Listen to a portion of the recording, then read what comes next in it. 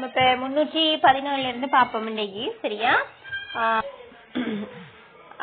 என்னன்னு சொன்னா, தரம் ஒன்றிற்கான மாணவர் அனுமதியில் அதிக சதவீதம் செல்வாக்கு செலுத்தும் காரணி மாணவரினது குடும்பம் மற்றும் பாடசாலைக்கு அண்மையில் வசிக்கிற வீதம். அடுத்தது ஆரம்ப கல்வியை வழங்கும்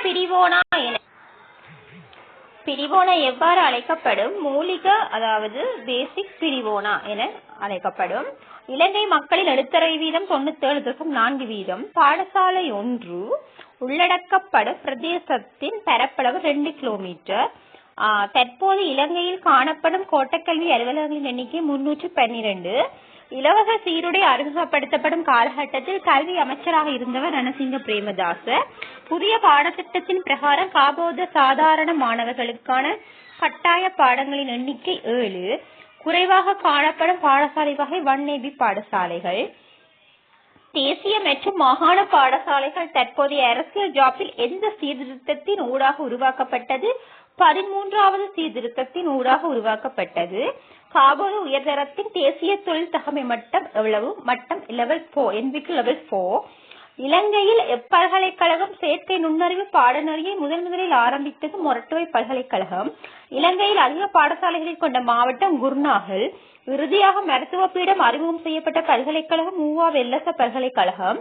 அண்மையில் சித்த மருத்துவ பீடம் அறிமுகம் செய்யப்பட்ட பல்கலைக்கழகம் கிழக்கு பல்கலைக்கழகம். திருகோணமலை வளாகத்தில் இருக்கிற ஈஸ்டர்ன் யூனிவர்சிட்டியில செய்யப்பட்டது. நெக்ஸ்ட் 337வது கொஸ்டினை பார்ப்போம். செயற்கை நுண்ணறிவின் தந்தை என அழைக்கப்படுபவர் ஜோன் மெக்கார்தி. இலங்கையின் தகவல் தொழில்நுட்பத்தின் தந்தை என அழைக்கப்படுவர் பேராசிரியர் VK சமரநாயக்க. உயர்கல்வி அமைச்சில் உள்ளடக்கப்படாத அரச பல்கலைக்கழகம் ஒன்றினை குறிப்பிடுக. ஜெனரல் சர் ஜோன் கொத்தலாவ பாதுகாப்பு பல்கலைக்கழகம் KDU. ஓகே. இலங்கையில் பண்டைய காலத்தில் உயர்கல்வியை வழங்கிய கல்வி நிலையம் மகா விகாரை அல்லது அபயகிரி.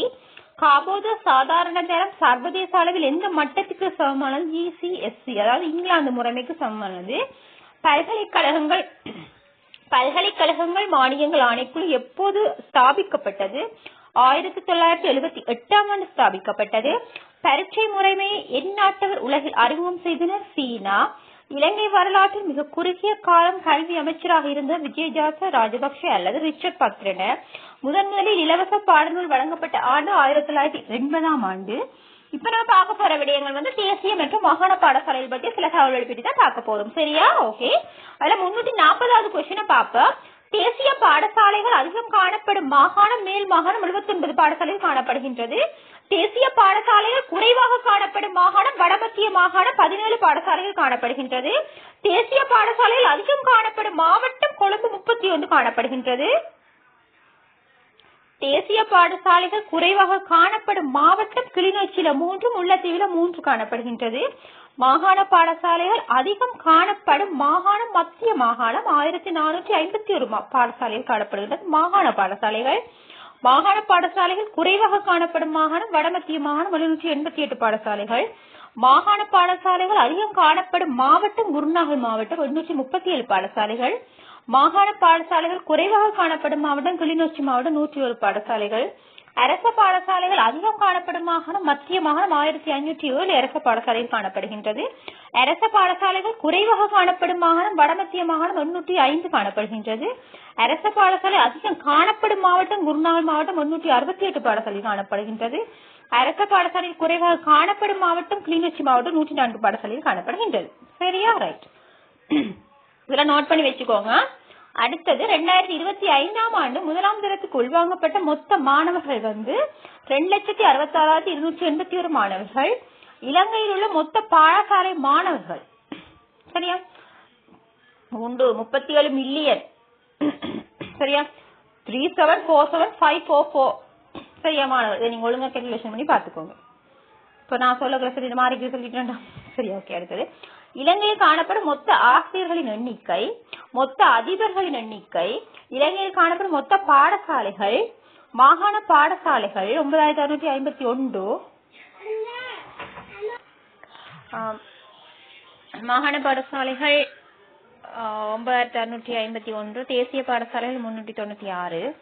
அடுத்தது இப்ப பார்க்க போறது என்னன்னு சொன்னா, ஓகே, 2026 ADB வங்கியின் தலைவரின் பெயர் என்ன? விடை மாசாடா காண்டா. இவர் 2025 ஆண்டு பிப்ரவரி மாதம் பதவியேற்றார். தற்போதைய 2026 ஆண்டில் இவரே தலைவராக பணியாற்றுகின்றார். அடுத்தது, இவர் எந்த நாட்டை சேர்ந்தவர்? ஜப்பான். இவர் ADB பேங்கின் எத்தனையாவது தலைவர்? 11வது தலைவர். ADB வங்கி எத்தனையாம் ஆண்டு உருவாக்கப்பட்டது? டிசம்பர் 19, 1966 ஆண்டு என்று நிறுவப்பட்டது. ADB வங்கியின் தலைமையக வங்கி அமைந்துள்ளது மணிலா, பிலிப்பைன்ஸ். ADB வங்கியின் அங்கம் வகிக்கும் நாடுகள் எத்தனை? 69 நாடுகள். 2024 ஆண்டில் இஸ்ரேல் தனது இணைப்பிற்கான நடைமுறைகளை முடித்து 69வது உறுப்பு நாடாக இணைந்து கொண்டது. ADB வங்கி உருவாக்கப்பட்டதன் நோக்கம் விடை ஆசிய மற்றும் பசிபிக் பிராந்திய நாடுகளின் பொருளாதார வளர்ச்சியின் வறுமை ஒழிப்பு மற்றும் மேம்பாட்டிற்கான நிதியுதவி, கடன் மற்றும் ஆலோசனைகள் வழங்குவது இதன் முக்கிய நோக்கமாக காணப்பட்டது. 2026 ஆண்டில் ADB வங்கி உறுப்பு நாடுகளுக்கு வழங்கிய பங்களிப்பு 2026 பொறுத்தவரையில் ஆசிய மேம்பாட்டு வங்கி அதன் உறுப்பு நாடுகளின் சவால்களை எதிர்கொள்ள பல்வேறு முக்கிய நிதி பங்களிப்புகளை வழங்கியுள்ளது. அவற்றுள் முக்கியமானவையாக ஆசிய மேம்பாட்டு நிதி ADF 14 2025 முதல் 2028 வரையிலான காலகட்டத்திற்கு பிராந்தியத்தில் உள்ள மிகவும் ஏழ்மையான மற்றும் பாதிக்கப்பட்ட கூடிய நாடுகளின் வளர்ச்சிக்காக சுமார் 5 பில்லியன் தொகை மானியமாக வழங்கப்பட்ட ADB ஒத்துழைப்பு அளித்துள்ளது. பொருளாதார மற்றும் உள்கட்டமைப்பு வளர்ச்சி உறுப்பு நாடுகளின் பல்வேறு வளர்ச்சி திட்டங்களுக்காக வங்கி தனது சொந்த வளங்களிலிருந்து சுமார் 29.3 பில்லியன் நிதியுதவியை கடனாகவும் மற்றும் ஆதரவாகவும் வழங்கியுள்ளது. சரியா? அடுத்தது, பிராந்திய ஒருங்கிணைப்பு திட்டங்கள் நாடுகளுக்கு இடையான வர்த்தகம் மற்றும் ஆற்றல் பகிர்வுக்காக ஆசியன் மின்சார தொகுப்பு 10 பில்லியன் மற்றும் மத்திய ஆசிய பொருளாதார ஒத்துழைப்பு திட்டங்களுக்கு பெருமளவிலான நிதியுதவியை அளித்துள்ளது. முக்கிய கவனம் செலுத்தும் துறைகளாக காலநிலை மாற்றம், உணவு மற்றும் நீர் பாதுகாப்பு, பேரிடர் மேலாண்மை மற்றும் வறுமை ஒழிப்பு நடவடிக்கைகளுக்கு முன்னுரிமை அளித்து நிதியுதவியை வழங்கி உள்ளது. சரியா? Right, okay. இதோட ஸ்டாப் பண்ணுவோம். பேலன்ஸ் நெக்ஸ்ட் வீடியோல பார்ப்போம். சரியா?